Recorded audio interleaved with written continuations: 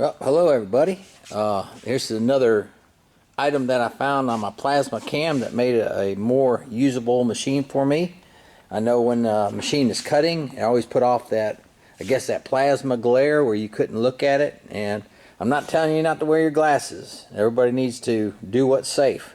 But I found out that people were putting these little cups on the end of their tips, and that will shield that light a lot. And because it's so movable, you know, and you can actually pop it up to look underneath it and you push it down, but it doesn't seem to interfere with anything, and it cuts out a lot of that arc glare that's coming off there. And it's simply just one of these little rubber pouring funnels that you probably get at the dollar store or some grocery store or something like that. And you just cut out where you need to cut it to go onto your torch.